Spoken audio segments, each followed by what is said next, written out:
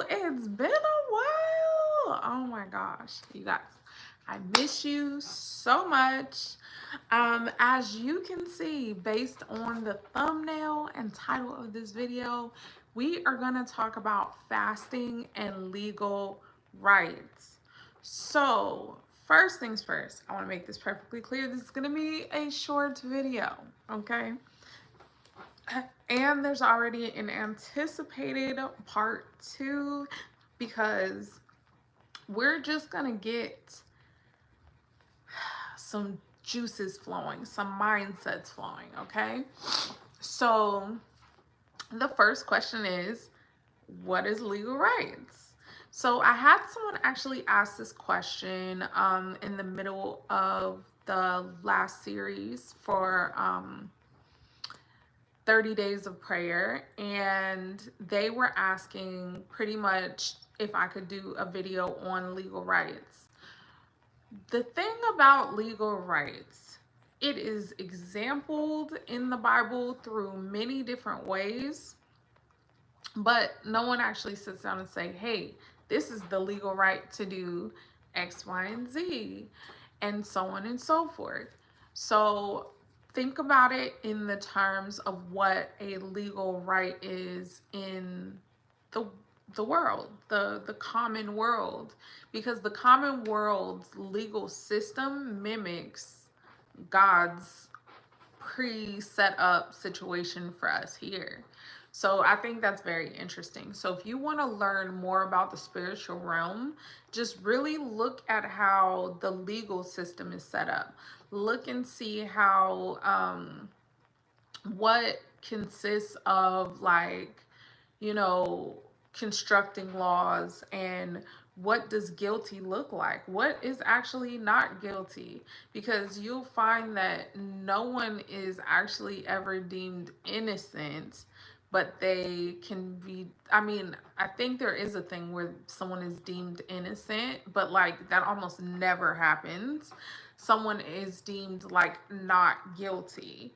And not guilty is pretty much saying, because of this reasonable situation set up, we're not going to stamp you as guilty and levy the punishment on you. So how do legal rights work in just our lives? Like, what does that look like? Well, the term legal rights literally is in, like, it's just indicating in the name that something has a legal, meaning there is enforcement behind them to have right to whatever the situation is that they're trying to gain right to, whether that's a person, a place, or a thing, or just the ability to do something. So when we as humans who are, you know, flesh and spirit and soul on this earth, well, what is legal right? What does that mean to us? Like, why do we even care about legal rights? Well, every other entity, meaning every other spiritual entity outside of a human in a fleshly body, is looking for the legal right to perform any kind of activity on this earth.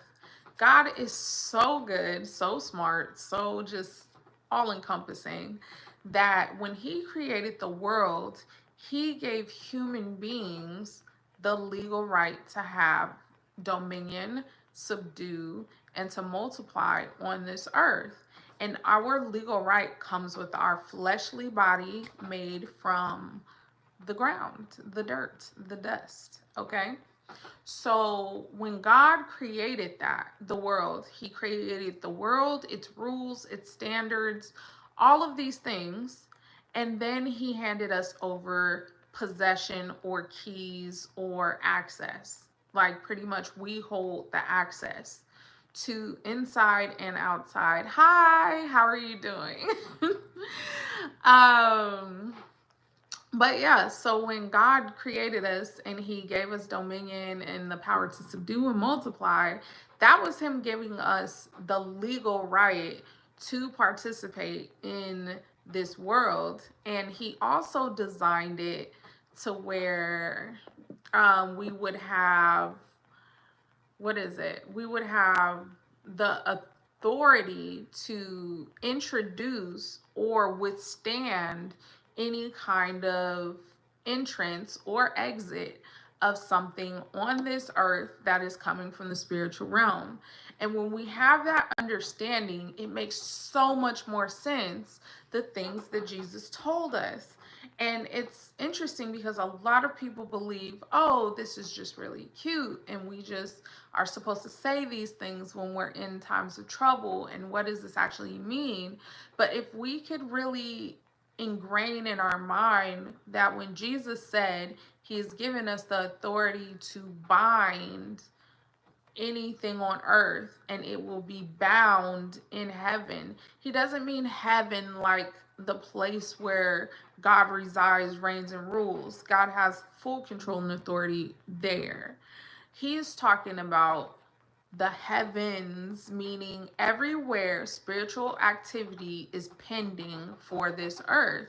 So we have the authority to bind, meaning restrict, hold back, subdue, going along with the first blessings that we were given in creation, but the power to keep from the earth whatever we want with the power to bind. So we use that as our verbal cues. This is why, it really bothers me that Christians would say something like, oh, well, we're not supposed to just speak a thing into existence, but Jesus literally said, you declare a thing and it shall be established. So death and life are in the power of our tongue. The words we speak are extremely important, and they're not just important for speaking beautiful affirmations over ourselves, but in fact, the whole reason for a beautiful affirmation is because there's other voices, other tongues, other spiritual beings, because it is our spirit that is speaking these words. Like air literally means spirit. It's ruah, it's a spirit. So when we speak a thing and we declare a thing, we are actually sending forth spiritual action when we are walking in the authority that God has given us. So when Jesus said to bind whatever on earth and it'll be bound in heaven, and then he also said whatever we loose on earth will be loosed in heaven. These are all ways to use the legal right that we have been given on this earth. And so that's how we play gatekeepers. Oh no. Okay. Well, we play gatekeepers as a part. That is our right on this earth. We are gatekeepers. We keep the gates. We keep in or out whatever spiritual entities we want to see their will manifested on this earth. And unfortunately, the devil is not as much of a gentleman as God is. He does not care. The devil will bust the door open. He just needs a sliver. He does not care if you agree with a small thing. If you agree with him with a small thing, he will take a large thing. If like God, he does not mince his words about what he's coming to agree with us about. But the enemy, what he will do is, like, he convinced Eve that if she ate of this apple, it would make her wise like God. Now, that was deceptive, obviously. However, you can see the larger ramification that actually happened because of her agreement. Her agreement is what led to all of these like crazy things. And that's the real point of what legal right is. Our agreement with ourselves, with other spirits, whether it be spirits of God, or it be demonic spirits, that is what legal right is. It is giving legal right to spiritual entities to participate in our life. A way that we participate in enacting legal right on a daily basis is through prayer, through the things that we speak about and we agree with as we go through our day. Those are all exercising legal right, whether it be things for God or things that aren't for with God or in agreement with God. And so, how does this tie into fasting?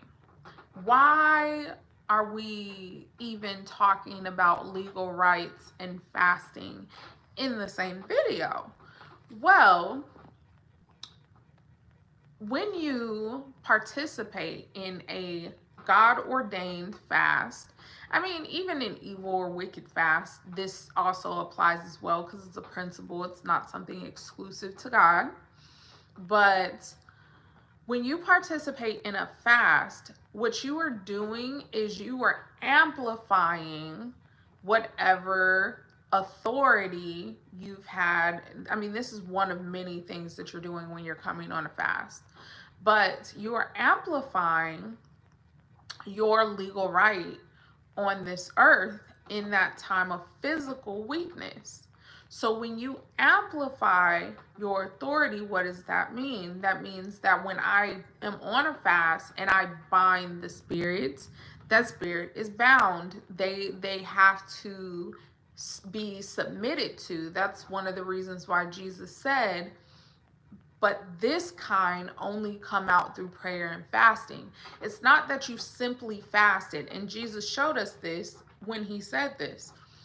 It's not just that you fasted and now the devil's going to leave, or your issues are just going to magically fix themselves, or it's not going to be as difficult, or you're going to just be healed. Although fasting has so much healing in a physical sense as well as a spiritual sense, and we will be covering this. FYI, if you have not noticed, this is about to be a fasting series. Okay, so just to wrap all of this up, because we will be talking about this a little bit more, and I would like to condense these videos a little bit more than what I have done previously.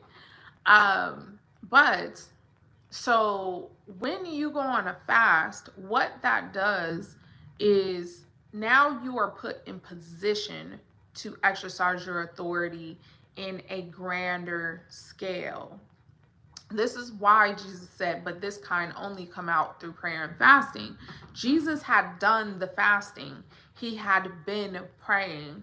And so when he was confronted versus the disciples who they were just empowered, they were given the knowledge that they were empowered to do something. They didn't even remember or know that they already had the authority to do that was given to them in the beginning.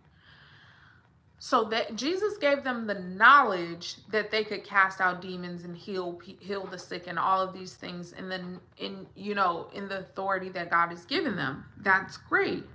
Now, when they came across this father and the son that had a lunatic spirit, which means that he was under demonic powers, more than likely sourced from the moon. Which this means there was high level witchcraft going on. There was high level idolatry, some kind of sorcery that's taking place.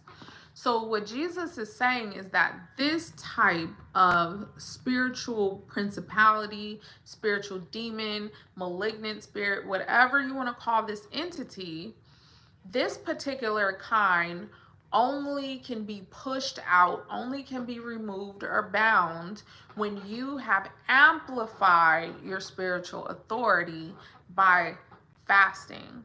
And that means that you are not fasting from TV, not fasting from social media, not like fasting is none of those things.